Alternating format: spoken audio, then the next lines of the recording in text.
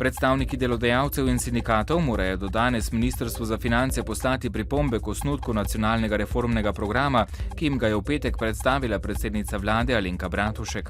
Vlada jih bo proučila in besedilo programa potrdila 9. maja skupaj s predlogom programa stabilnosti. Osnutek reformnega programa vsebuje oceno uresničevanja priporočil evropskih partneric in prihodnje reformne ukrepe Slovenije, ter del načrta, s katerim naj bi država mednarodno javnost prepričala o tem, da je svoje težave sposobna rešiti sama. Jutri bodo upokojenci prejeli aprilske pokojnine. Tisti, ki jim je varčevalni zakon z junijem lani pokojnino znižal, bodo dobili pokojnine v višini kot pred varčevalnim zakonom. Varčevalni zakon je znižal pokojnine 26 tisoč upokojencev, med njimi nekdanjim internirancem, borcem NOB in športnikom. Vračilo odvzetega dela pokojnin bo po predlogu vlade v dveh delih. 20% bo povrnjenih z izplačilom pokojnin junija letos, 80% pa z izplačilom pokojnin za maj prihodnje leto. Vlada je predlog poslala v obravnavo Državnemu zboru po nujnem postopku. Delničarji Probanke na današnji skupščini odločajo o dokapitalizaciji banke. Vodstvo delničarjem v sklicu skupščine predlaga, da podprejo predlog, po katerem se osnovni kapital banke, ki znaša slabih 18 milijonov evrov, poveča za največ 50 milijonov na 68 milijonov evrov. Emisijski znesek nove delnice znaša 4,20 evra.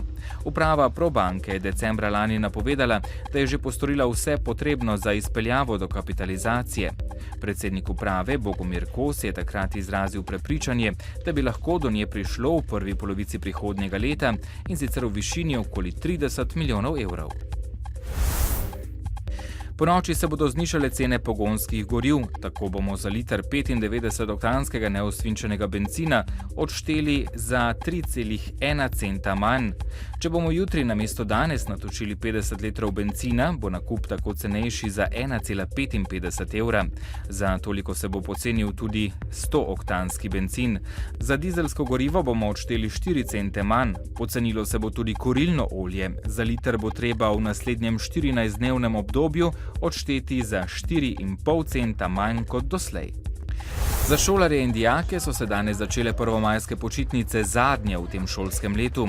Mnogi so 9 prostih dni izkoristili za krajši oddih. Nekatere organizacije po Sloveniji ta teden pripravljajo različne tečaje in delavnice za otroke. V Mariboru na kreativno preživljanje prostega časa vsak delavnik vabi Zveza prijateljev mladine. V Domu ustvarjalnosti mladih tako vsako dopoldne izdelujejo hodulje, utrjujejo znanje tujih jezikov in se učijo kaligrafske pisave.